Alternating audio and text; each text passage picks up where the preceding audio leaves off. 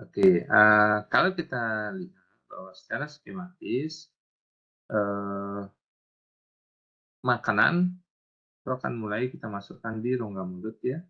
Jadi sebelah kirinya adalah rongga mulut, dan kalau kita buat secara skematis maka sistem pencernaan itu adalah menyerupai semacam saluran ya yang menembus tubuh dan berakhir di ujung yang lebih satu ya, lebih anus ya. Kalau kita lihat juga bagaimana hubungannya dengan sistem organ yang lain atau gambaran sistem organ yang lain itu bisa dilihat ya. Jadi ada sistem muskuloskeletal yang sifatnya tertutup ya di dalam organ internal. Jadi yang kuning ini adalah bagian dalam tubuh ya. Sedangkan yang putih ini adalah area di luar tubuh. Nah, ya. Sehingga makanan yang kita masukkan pada ujung sebelah kiri ini akan diserap nantinya oleh sistem pembuluh darah, kardiovaskuler, kemudian nanti dibuang kembali saat-saat yang tidak dibutuhkan. Ya. Nah, sehingga terlihat bahwa sistem pencernaan ibaratnya menembus tubuh dari satu titik ke titik berikutnya. Jadi kalau misalkan pada binatang yang lebih rendah seperti cacing contohnya, nah itu akan terlihat jelas ya dari ujung mulut sampai ke ujung anusnya ya. Sedangkan pada manusia akan terdapat variasi di sini ya. Jadi akan dapat berbagai macam variasi sehingga fungsi itu bisa berjalan ya. Jadi fungsi dari saluran cerna adalah untuk memindahkan makanan atau nutrien dari lingkungan eksternal, yang putih lingkungan eksternal ya, masuk ke dalam tubuh kita yang ke dalam lingkungan internal di dalam tubuh kita ya. Jadi yang kuning ini adalah lingkungan internal. Jadi fungsinya adalah memindahkan nutrien dari lingkungan eksternal ke lingkungan internal ya. Sehingga itu fungsi dari sistem pencernaan ya.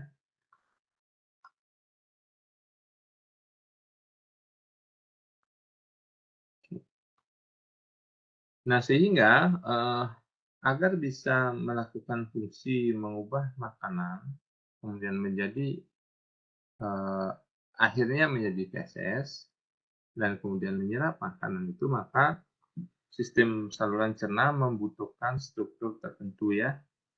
Jadi di dalam ilmu biologi sering disebutkan sebagai structure need make function ya. Jadi struktur akan membentuk fungsi yang tertentu ya. Jadi struktur tertentu itu akan dibutuhkan untuk menghasilkan fungsi tertentu ya. Jadi tidak mungkin suatu struktur menghasilkan fungsi yang berbeda itu enggak. Sehingga untuk bisa menghasilkan proses tersebut maka tubuh membutuhkan struktur pada saluran cerna.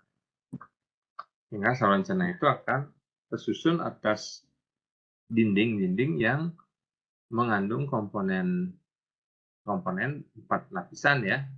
Jadi yang pertama adalah komponen mukosa, kemudian ada submukosa, ada muscularis externa, dan ada lapisan serosa. Jadi ada 4 lapisan. Nah, sehingga dengan 4 lapisan ini, maka dinding saluran cerna akan bisa sama tadi ya, jadi mengubah makanan menjadi feses ya. Dimasuk ke sini, kemudian berakhir sebagai feses. Terjadi proses di sini ya. Nah, proses itu membutuhkan 4 lapisan saluran cerna ya. Jadi ada mukosa, kemudian ada submukosa, ada muscularis externa, dan ada lapisan serosa ya. Jadi ada 4 lapis ini. Jadi 4 lapis inilah kemudian yang melakukan fungsi-fungsi pencernaan ya. Nah, kalau kita lihat kembali, mukosa itu tersusun atas epitel, ya, sel epitel, kemudian lamina propria, dan garis mukosa. Jadi, ada epitelnya, kemudian ada tempat epitel itu berdiri, kemudian ada lapisan otot pula di sana ya, di saluran mukosa. Sedangkan di submukosa akan terdapat struktur pembuluh darah, pembuluh limpa, dan ada yang disebut sebagai plexus submukosa ya. Nah, kemudian di muscularis externa akan terdapat lapisan otot saluran cerna yang susunannya adalah di bagian dalam tersusun sirkuler, sedangkan di bagian luar dia longitudinal atau memanjang ya, susunan ototnya ya. Jadi otot di bagian dalam itu melingkar, sedangkan otot di bagian luar itu memanjang ya, sehingga ada 2 lapisan. Nah, kemudian di lapisan muskularis externa juga akan terdapat plexus myentericus ya.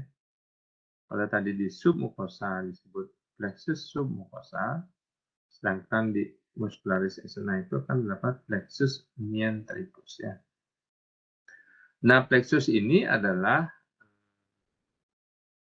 jaringan saraf ya. Nah, kalau tadi jadi di usus itu di lapisan submukosa akan ada pembuluh darah, pembuluh limfa, dan akan ada jaringan saraf yang teranyam ya. Nah, anyaman ini yang kita kenal dengan nama plexus ya.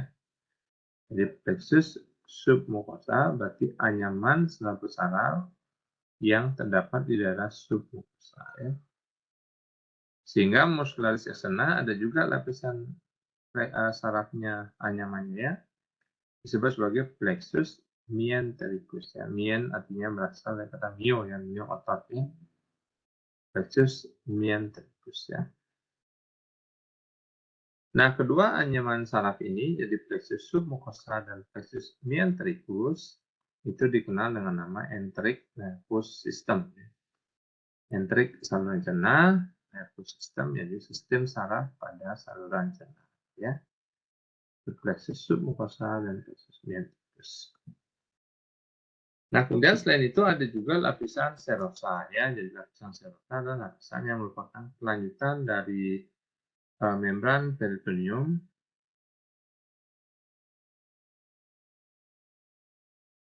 yang membungkus saluran cerna ya.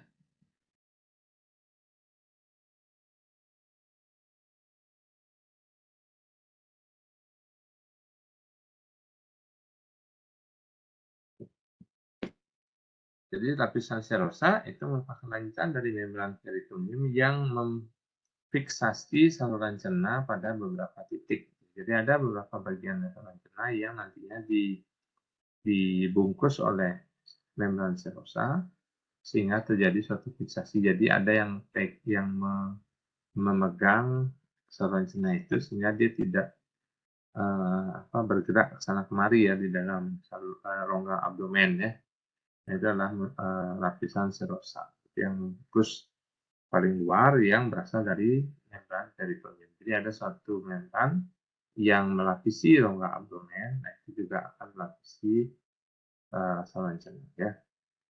Nah, jadi dengan lapisan-lapisan inilah kemudian usus melakukan atau saluran cerna melakukan fungsinya ya. Jadi lapisan ini akan dijumpai di sepanjang saluran cerna ya, mulai mulut sampai ke anus. Hanya saja dari sekian lapisan ini nanti akan mengalami modifikasi. Jadi ada bagian-bagian yang mukosanya termodifikasi, ada juga bagian-bagian yang ototnya menebal, demikian ya. Ada juga yang otot tipis, ada yang dominan otot, ada yang dominan mukosa dan sebagainya. Karena di setiap bagian saluran cerna akan terdapat modifikasi dinding-dinding sesuai dengan fungsinya ya.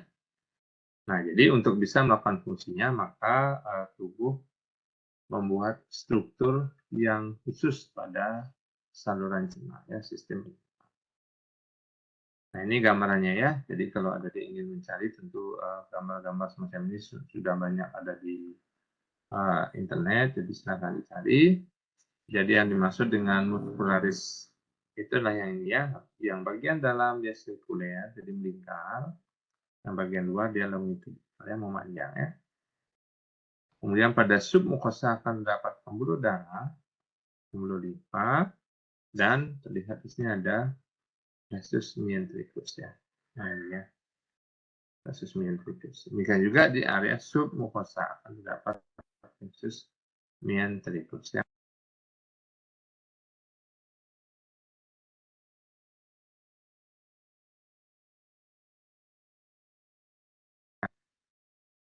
Nah, kalau kita lihat di bagian lain, nah ini ada yang mengalami modifikasi mukosanya ya. Pada gambar ini mukosanya mengalami variasi berupa fili ya, janjet usus, dan ada juga yang cekungan disebut sebagai kuta ya. Ada yang mengalami cekungan, ada yang termodifikasi bentuk kontra. Nah, ini disebut sebagai fili ya. Nah, tentunya fungsinya adalah untuk mempercepat absorpsi ya.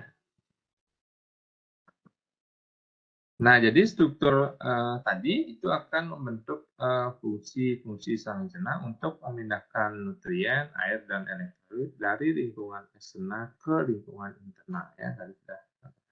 Jadi empat dinding saluran pencernaan tersebut bertanggung jawab untuk melakukan fungsi-fungsi ini. Nah, kemudian apa yang terjadi pada saluran cerna secara umum ya? Secara umum artinya mulai dari masuknya makanan kemudian berakhir sebagai feses, maka ada 4 proses dasar yang terjadi ya. Jadi 4 proses dasar ini sekali lagi terjadi mulai dari rongga mulut sampai ke akhir.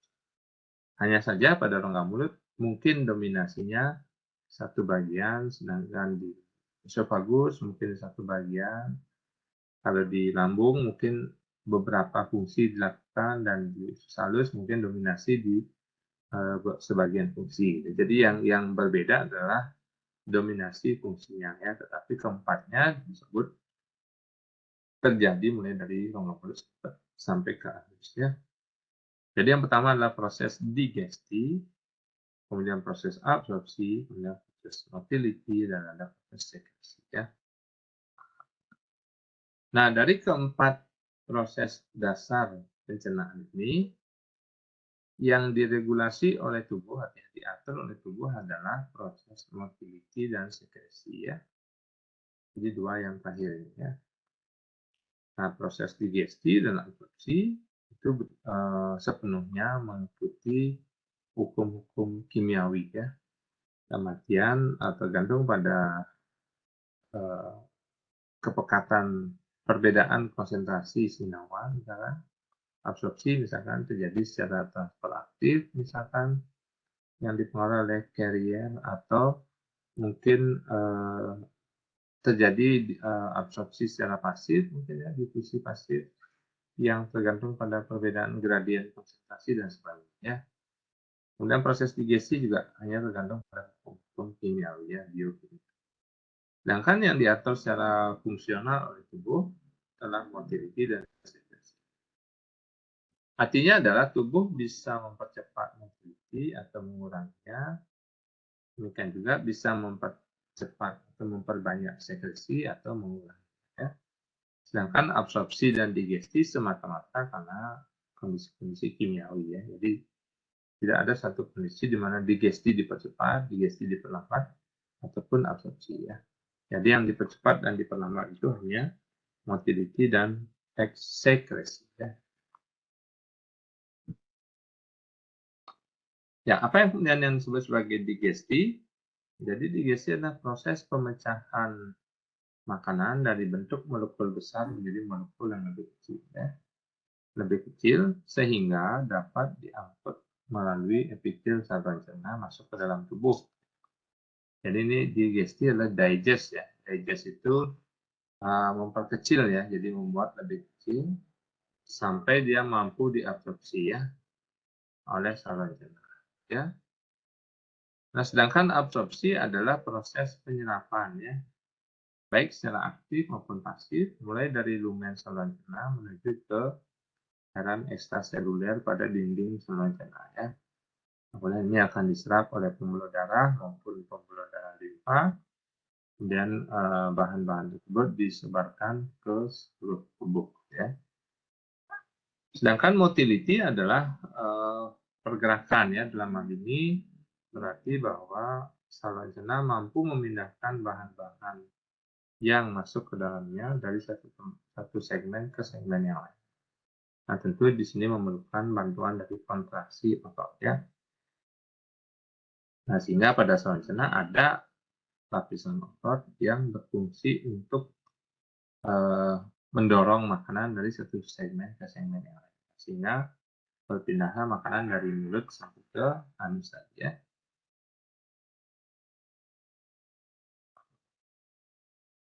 Nah, kemudian sekresi adalah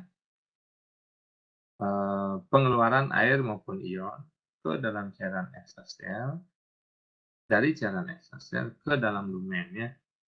Jadi pengeluaran zat-zat senyawa yang masih dibutuhkan oleh tubuh sebagai sekresi. Sedangkan ekskresi adalah pengeluaran bahan-bahan yang tidak dibutuhkan lagi oleh tubuh keluar dari tubuh. Ya, sekresi artinya dari organ-organ kelenjar mengeluarkan sekretnya ke dalam saluran cerna. Jadi itulah 4 dasar proses pencernaan yang terjadi dan mulai dari rongga mulut sampai ke anus, namun umumnya terjadi perbedaan dari dominasi fungsinya ya. Ada satu fungsi yang dominasinya adalah digesti, ada fungsi lain yang dominasinya adalah absorpsi dan seterusnya ya.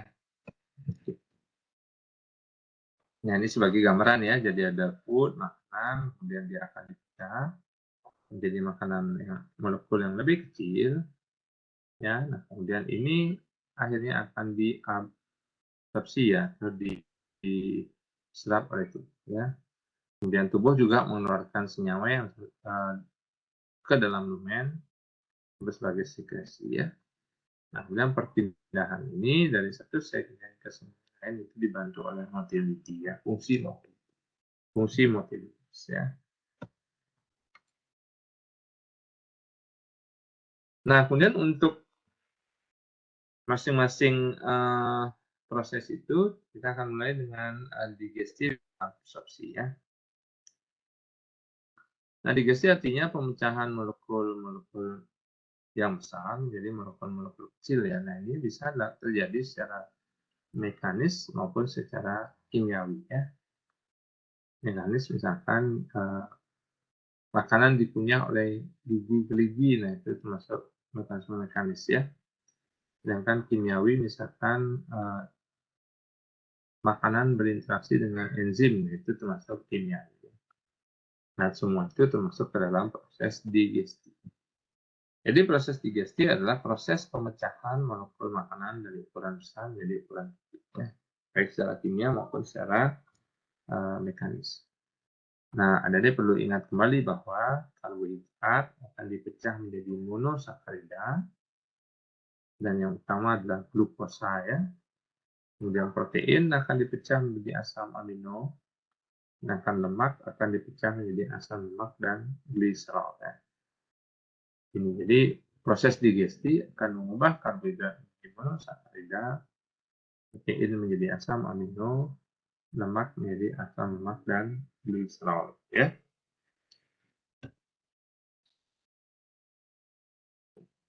Nah, kalau kita lihat dari karbohidrat itu umumnya yang kita konsumsi umumnya adalah karbohidrat dalam bentuk kompleks ya, artinya kompleks karbohidrat dalam bentuk selulosa, glikogen ataupun starch atau pati ya.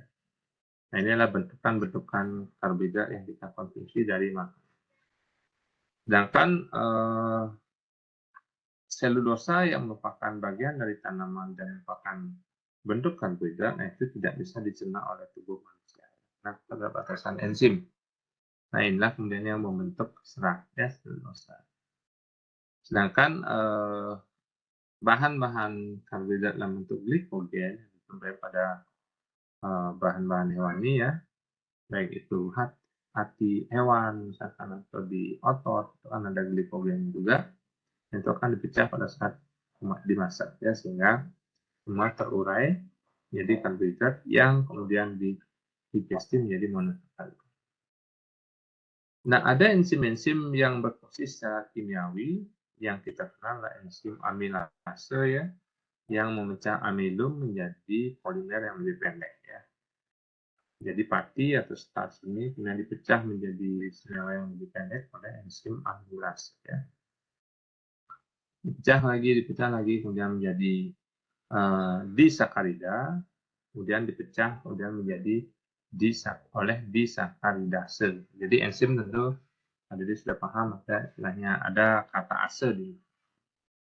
Jadi amilase akan memecah amilo menjadi rantai yang lebih pendek sampai dia disakarida atau 2 molekul saja, kemudian 2 molekul akan dipecah menjadi oleh disakaridase menjadi monosakarida ya. Nah, ini gambarannya. Jadi amilase akan memecah maki glikogen menjadi lebih pendek, kemudian berakhir dengan disakarida. Ini kelompok disakarida. Kemudian disakarida akan dipecah oleh disakaridase yang terdiri dari maltase, sukrase, dan laktase menjadi monosakarida. Ya. Dan monosakarida inilah kemudian yang diserap oleh tubuh ya. Nah, kemudian bagaimana dengan protein? Protein ternyata tidak semua protein dapat dicerna dengan baik ya. Bentuk-bentuk protein pada tanaman itu paling sulit dicerna. Dan yang paling mudah dicerna adalah protein dari telur ya. Karena struktur rantai peptidanya ya. Tentu pada tanaman itu rantai peptidanya sangat panjang, sedangkan pada telur itu lebih pendek rantai peptidanya. Nah, untuk melakukan digesti ini selain mekanis dengan dikunyah, kemudian dengan direbus dan sebagainya, ada enzim yang berperan dalam tubuh kita untuk mengubah polipeptida atau protein itu menjadi asam amino ya. Jadi ikatan peptidanya yang diputus itu ya, sehingga ada endopeptidase dan ada exopeptidase. Nah, jadi kalau ini rantai protein, maka endopeptidase akan memotong di tengah-tengah ya, menghasilkan 2 asam amino yang lebih kecil ya.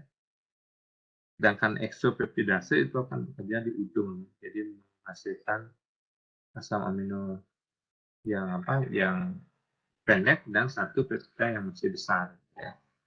Jadi ada aminopeptidase dan ada karboksipeptidase. Jadi karboksi ini memotong di gugus karboksilnya, sedangkan aminopeptidase memotong di gugus aminnya. Oke, nah kemudian lemak. Lemak bentukan dalam makanan itu ada trigliserid, ada fosfolipid, dan ada kolesterol ya. Di mana trigliserida merupakan penghasil atau sekitar 90% sumber kalori ya dari lemak yang bisa dikonsumsi sebagai atau menghasilkan kalori atau energi ya.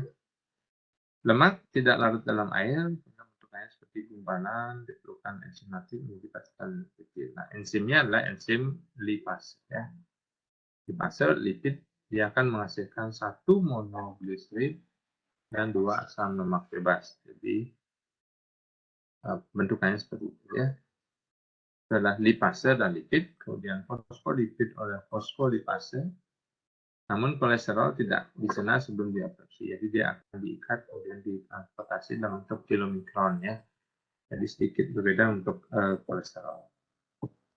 Nah, ini trigliserida akan dipecah menjadi monogliserida dan 2 asam lemak bebas ya, dan oleh lipase ya.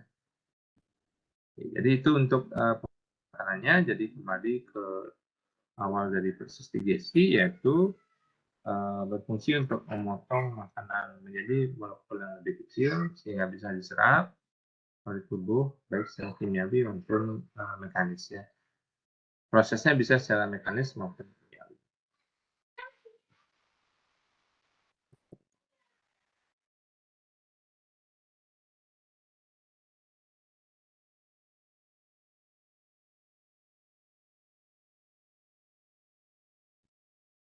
Nah, itu adalah untuk absorpsi ya, jadi penyerapannya seperti apa, pemecahannya. Nah, kemudian yang kedua yaitu untuk motility ya. Motility tujuannya adalah memindahkan makanan dari satu yang lain ya. Itu tujuannya, yaitu memindahkan makanan dari satu segmen ke segmen yang lain dengan kecepatan yang optimal ya. Artinya tidak bisa terlalu cepat, tidak bisa juga terlalu lambat. Nah, ini akan kita kenali ketika kita mengalami keluhan seperti diare ya, diare ataupun konstipasi. Nah, diare itu kalau diare terjadi karena gerakan yang terlalu cepat, sedangkan kalau konstipasi itu adalah terjadi ketika gerakannya terlalu lama ya. Nah, gerakan-gerakan pada sistem pencernaan itu terdiri dari gerakan mendorong dan gerakan mencampur ya, atau mengaduk ya. Dia ada mendorong dari satu segmen ke segmen lain, ada juga yang mencampur makanan. Itu fungsinya ya. Nah, untuk bisa melakukan fungsi ini akan terjadi keterlibatan dari sistem otot atau jaringan otot yang terdapat di saluran cerna ya. Jadi otot yang tadi ada otot submukosa, muscularis mucosa dan muscularis externa itu akan berkontraksi dan memberikan sifat kontraktil ya, di sifat memendek ya, di kemampuan untuk memendek ya. Nah, kalau dilihat dari sifat-sifat kontraksi pada otot saluran cerna itu ada kontraksi yang sifatnya tonik ya. Jadi kontraksi yang terjadi dalam beberapa menit sampai beberapa jam, dan ini umumnya terjadi pada otot-otot sphincter ya. Jadi otot sphincter itu adalah otot-otot yang merupakan sambungan dari satu segmen dengan segmen yang lainnya. Jadi itu otot sphincter. Otot sphincter umumnya terjadi pada otot yang lapisannya sirkuler atau melingkar. Kemudian ada juga sifat kontraksi pasif ini, artinya adalah kontraksi yang diikuti oleh proses relaksasi ya, berulang-ulang ya. Kontraksi, relaksasi, kontraksi, relaksasi, kontraksi. Kalau yang tonik ini kontraksi, kemudian diam fase kontraktilnya selama beberapa menit. Sehingga kontraksi tonik ini yang terjadi pada sphincter itu berfungsi untuk sebagai pintu gerbang ya. Pintu gerbang perpindahan dari satu segmen ke segmen yang lain. Kalau dilihat dari awal ini mungkin ini mulai dari sambungan esofagus dengan gaster ya. Jadi ada gastroesophageal junction ya, yang biasanya terjadi reflux dan terjadi GERD ya. Kemudian dari lambung ke usus halus itu sphincter pilorik ya. Sphincter pilorik yang menghubungkan lambung dengan usus halus. Usus halus dengan usus besar itu adalah ileocecal junction ya. Jadi sambungan dari ileum dengan cecum ya. Nah, kemudian berlanjut ke anus, maka akan terdapat sphincter ani, sphincter ani interna dan sphincter ani externa. Jadi sifat kontraksinya adalah sifat kontraksi tonik. Jadi dia bisa tertutup dalam beberapa periode waktu yang cukup lama ya. Kemudian membuka pada saat harus memindahkan makanan dari satu segmen ke segmen. Kemudian kalau kontraksi pasif itu kembali ya, kontraksi diikuti oleh relaksasi. Nah, umumnya kontraksi pasif ini terjadi ketika makanan masuk ke dalam usus ya. Jadi setelah kita makan, ada usus itu terisi makanan, maka yang terjadi adalah kontraksi pasif. Sifatnya pasif. Ada kontraksi, kemudian ada relaksasi. Nah, kemudian itu dari sifat kontraksinya ya. Dan yang kedua dari fungsinya. Jadi pada saat kontraksi pada saluran cerna itu memiliki fungsi-fungsi tertentu ya. Jadi kalau misalkan selama waktu makan atau baru saja sudah makan, maka itu fungsinya adalah mendorong dan mengaduk. Sedangkan di antara waktu makan akan terdapat kontraksi yang disebut sebagai migrasi kompleks motorik ya, yang fungsinya adalah membuang sisa-sisa makanan, kemudian membuang sisa-sisa bakteri yang ada di usus, yang dibuang melalui anus ya. Nah, dan saat kita makan, ketika usus berisi makanan, maka fungsinya adalah mendorong dan mengaduk ya.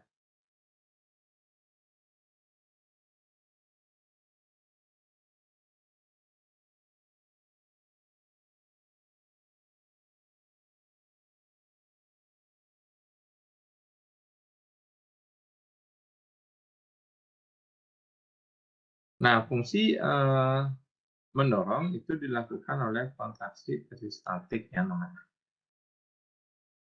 Kemudian kontraksi untuk mengaduk, fungsi mengaduk itu dilakukan oleh kontraksi segmental ya. Jadi ada dua, kontraksi peristaltik dan kontraksi segmental ya. Nah, kalau kita lihat kontraksi peristaltik itu adalah satu kontraksi di saluran cerna yang dihasilkan oleh otot yang sirkuler ya. Nah, sehingga lumen atau rongga usus itu menjadi lebih sempit ya, sedangkan kontraksi segmental itu adalah kontraksi yang dihasilkan oleh segmen otot yang longitudinal ya.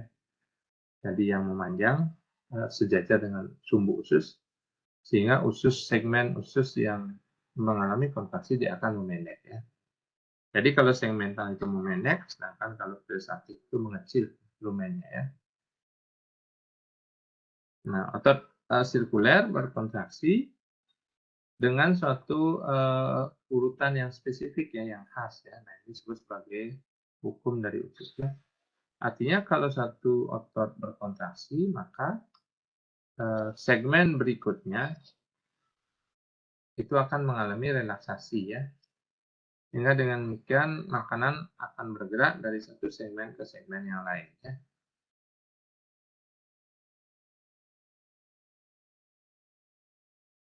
Sehingga dengan demikian dia akan berpindah dari satu segmen ke segmen berikutnya. Nah, itu disebut sebagai kontraksi peristaltik yang mendorong ya. Nah, segmen penerima ini umumnya dapat di area yang mendekati anus ya. Sedangkan segmen awal itu mendekati atau berasal dari ke arah oral ya, atau mulut ya. Sehingga pergerakan inilah pergerakan disebut sebagai pergerakan aboral. Ab artinya menjauh ya, menjauhi mulut gitu ya, menuju ke anus. Pergerakan aboral. Nah, itu yang kemudian memastikan bahwa makanan tidak mungkin didorong ke arah mulut, tapi akan selalu ke arah anus ya, ke arah aboral ya, karena satu segmen yang berkontraksi akan diikuti oleh relaksasi segmen berikutnya ya. Nanti digambarkan. Nah, kemudian kontraksi segmental itu satu segmen akan memendek ya. Nah, proses pemendekan ini terus-menerus itu akan menghasilkan fungsi pengadukan ya, atau mixing ya dari makanan ya. Sedangkan peristaltik dia mendorong makanan oral ke aboral. Nah, ini gambar yang bisa memperjelas penjelasan tadi ya. Jadi keterangan tadi ya. Jadi yang pertama adalah pada saat awal itu satu segmen berkontraksi, kemudian sesuai dengan hukum dari usus maka segmen berikutnya akan mengalami relaksasi ya. Sehingga bolus ataupun makanan itu akan bergerak di bagian ini ke bagian aboral, ke arah aboral, ke arah sisi kanan ya. Jadi beberapa saat kemudian akan berada di segmen aboral ya. Nah, kemudian segmen yang mengalami relaksasi akan mengalami kontraksi kembali ya. Jadi kontraksi dilihat di bawah. Kemudian makanan akan didorong ke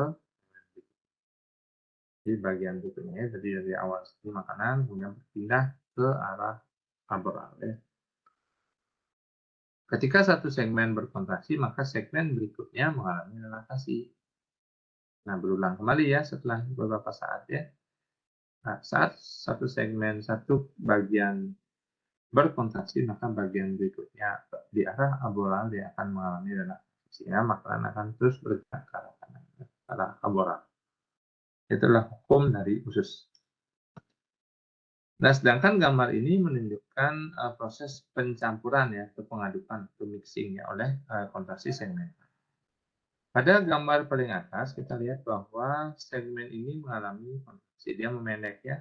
Jadi segmen pada makanan yang kita warnai hijau itu memendek, ya, sehingga makanan akan terdorong ke arah samping ke sebelah menyebelahnya ya.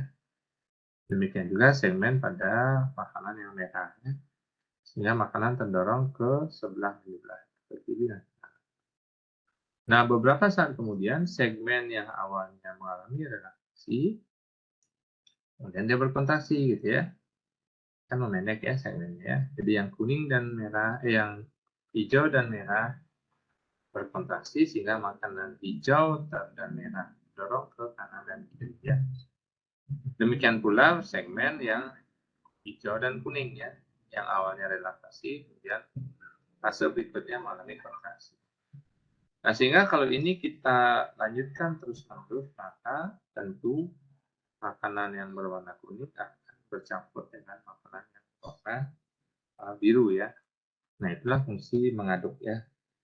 Jadi dia akan mengaduk secara sempurna makanan sehingga tercampur dengan baik seluruh makanan itu ya.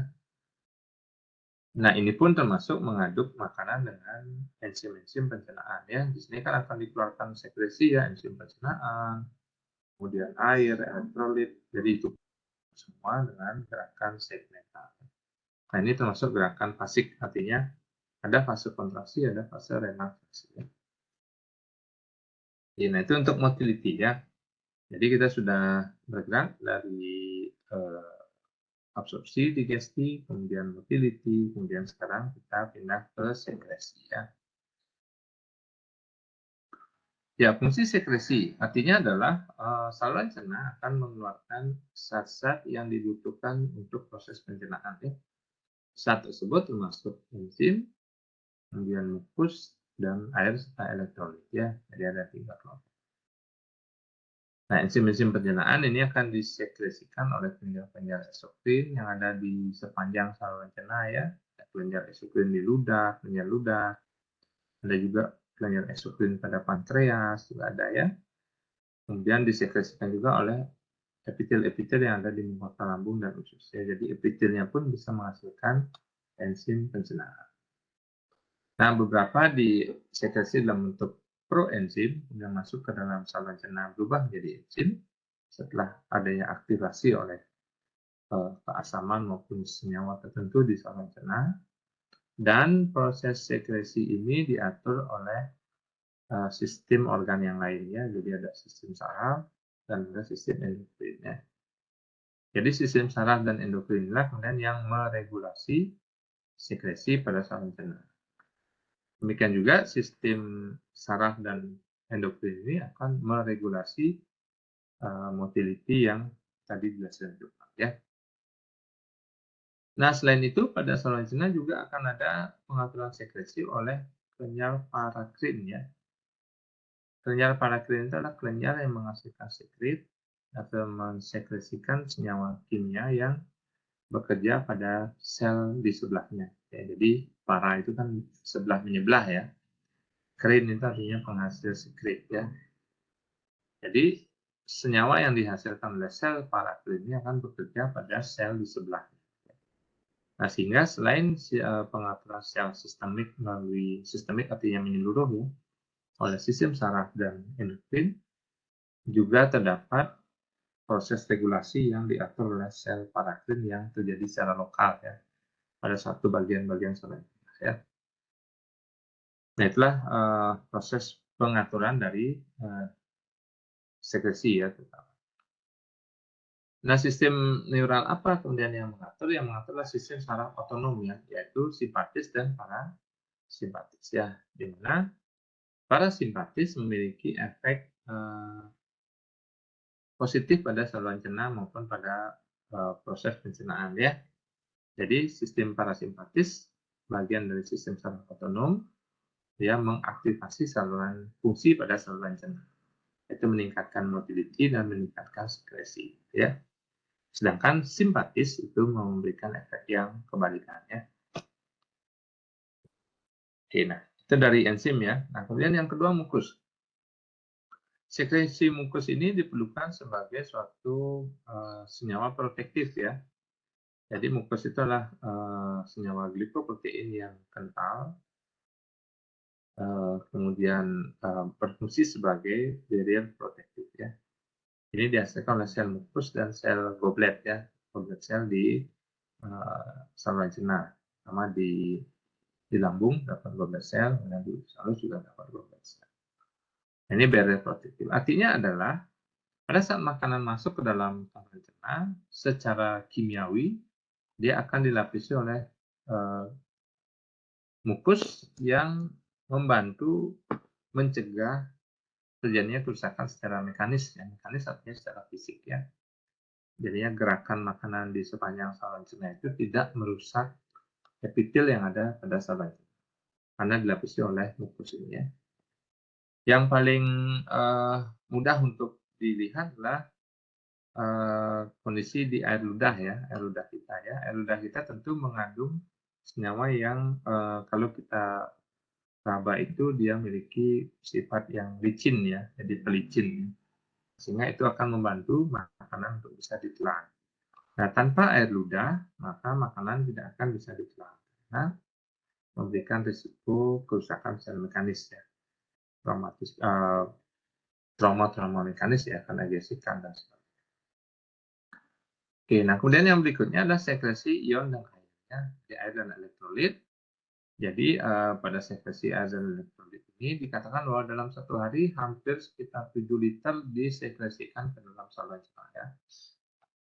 7 liter cukup banyak jumlahnya ya, komposisinya bisa natrium, kalium, klorida, bikarbonat dan ion hidrogen disekresikan ke dalam lumen.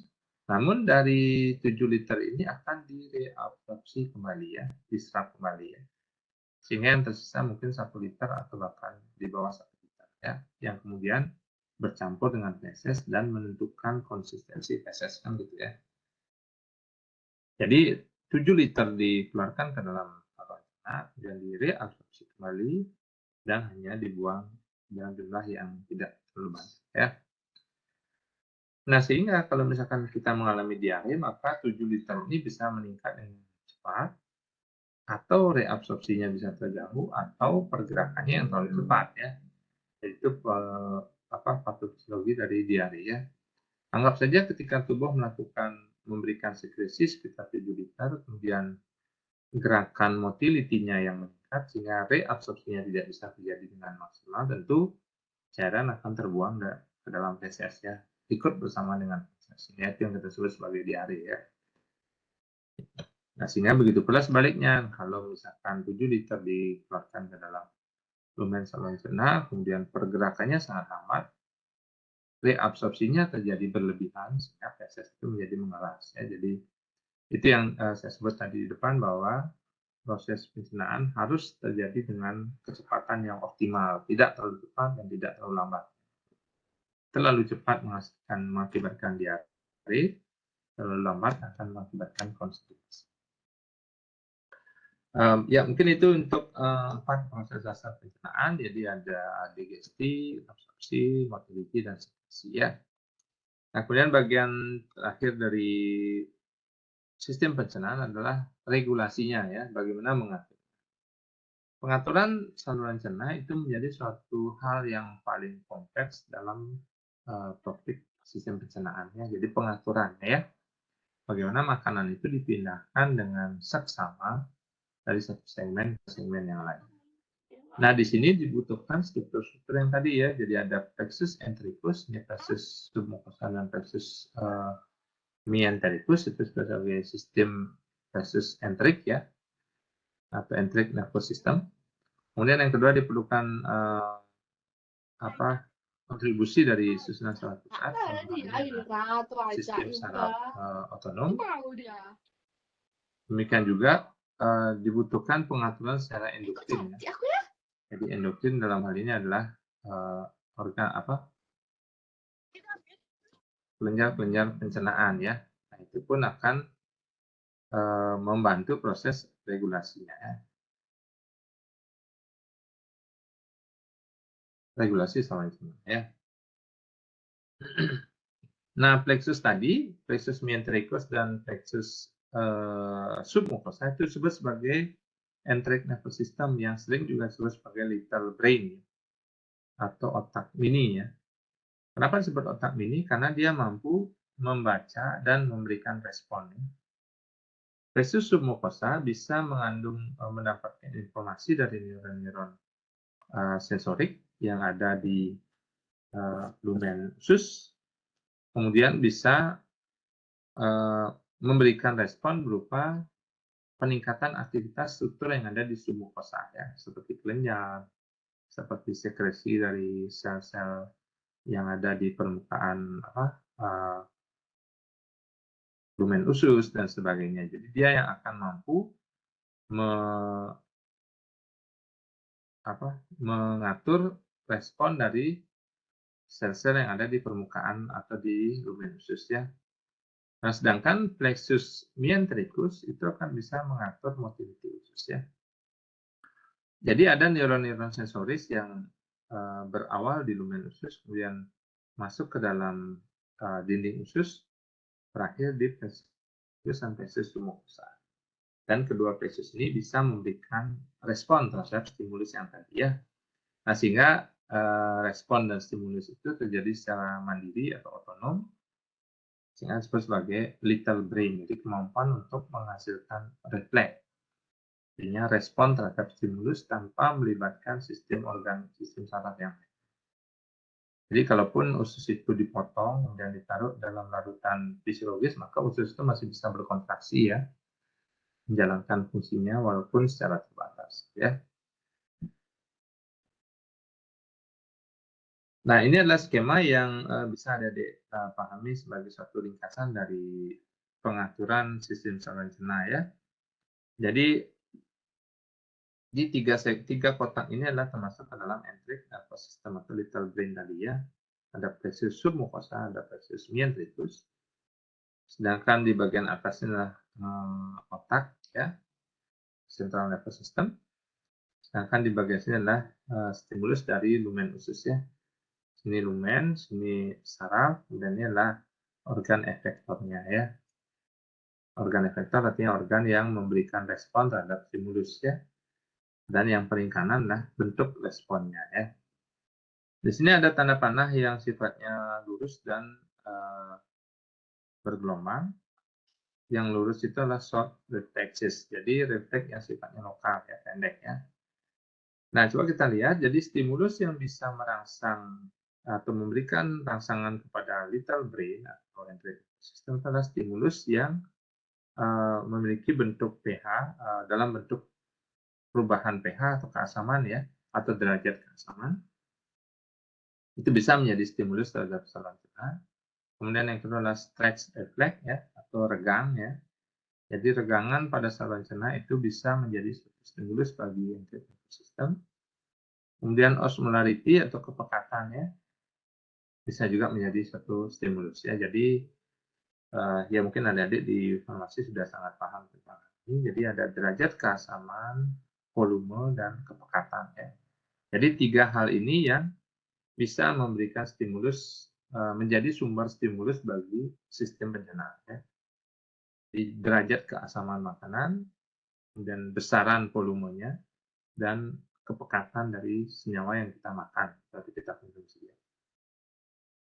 Bentuk makanan tentu tidak mempengaruhi ya, bentuk makanan ya,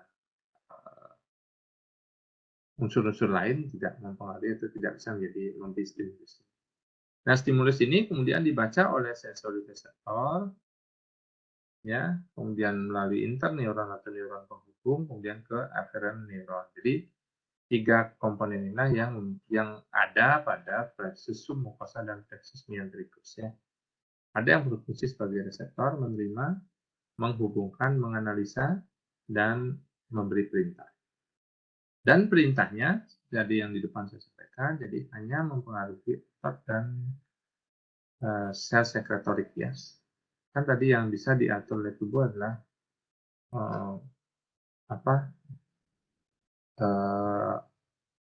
motility ya, dan sekresi. Ini maksudnya ya. Jadi stimulus yang ada di lumen dibaca oleh nervous system dan menghasilkan perintah kepada otot dan pada sel sekretorik yang ada khusus ya. Nah, sehingga responnya adalah otot bisa menghasilkan kontraksi yang lebih cepat atau menghasilkan relaksasi, bisa berkontraksi dan bisa berelaksasi. Sedangkan sekresi ini bisa meningkatkan sekresi atau menurunkan sekresi ya. Jadi, ya kalau kita tarik dari kiri ke kanan, maka stimulus pada saluran cerna bisa berakhir dengan dalam bentuk peningkatan motility dalam bentuk kontraksi atau relaksasi dan peningkatan atau penurunan sekresi ya. Bisa sekresi yang meningkat atau sekresi yang menurun ya. Jadi itulah short reflex ya. Namun pada saluran cerna juga akan dipengaruhi oleh long reflex ya. Jadi rangsangan pada saluran cerna itu akan diteruskan juga ke batang otak ya. Batang otak kemudian meneruskan turun melalui nervus vagus ya, nervus parasimpatik ya. Nah, ini akan memperkuat proses tadi ya, outputnya mungkin diperkuat. Jadi sifatnya saling menguatkan ya. Jadi di sini terjadi refleks menghasilkan respon, namun dari sebagian impuls itu juga diteruskan ke batang otak. Nah, batang otak meneruskan kemudian ke sistem saraf otonom yang memperkuat respon. Nah, kemudian ada satu stimulus lagi yang bisa mempengaruhi saluran cerna ya secara keseluruhan. Ini adalah stimulus yang tempatnya di sini, yang berasal dari panca indera ya, sight, smell. Jadi ketika kita melihat makanan, kita mencium bau makanan, kemudian mendengar kemudian seseorang sedang masak atau sebagainya yang ada asosiasi dengan makanan. Nah, itu akan dibaca oleh cephalic brain sebagai suatu kondisi yang dekat dengan proses makan. Nah, itu disebut sebagai fase cephalic. Fase cephalic itu adalah fase makan di mana makanan masih berada di luar, namun persepsinya sudah ditangkap oleh panca indera ya. Sehingga kalau misalkan kita sering mengalami begitu kita melihat makanan, kemudian mencium bau yang harum dari makanan, maka air liur kita sudah mulai keluar atau bertambah ya. Nah, itu adalah fase cephalic. Jadi walaupun makanan belum masuk ke dalam tubuh, namun tubuh sudah memberikan respon berupa peningkatan sekresi saliva ya, adalah fase cephalic. Jalurnya adalah adanya stimulus dalam bentuk visual maupun auditorik maupun olfaktorik ya, penciuman, kemudian masuk ke dalam batang cephalic brain, diasosiasikan dengan makanan, kemudian diteruskanlah melalui simpatis dan parasimpatis ya, terutama muncullah respon berupa peningkatan sekresi atau aktivitas dari saluran cerna ya.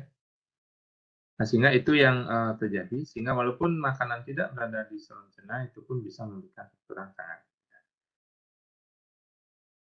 Ini ceritanya, silakan dibaca.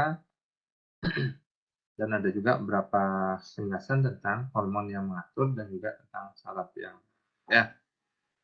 Oke, mungkin itu yang bisa saya berikan. Nanti untuk bahan kuliah akan saya kirimkan ke portinya ya. Nanti mohon diteruskan ke teman-teman yang lain. Jadi dari sistem pencernaan ini saya berharap adik bisa mendapatkan suatu wawasan, suatu penjelasan tentang bagaimana proses pencernaan itu terjadi pada tubuh manusia. Ya, dan semoga nanti apa yang sudah diberikan bisa dipakai sebagai satu pedoman untuk kembali membaca textbook ya nanti, karena informasi yang lebih lengkap tentu yang ada di dalam textbook. Oke, mungkin itu saja yang bisa saya sampaikan.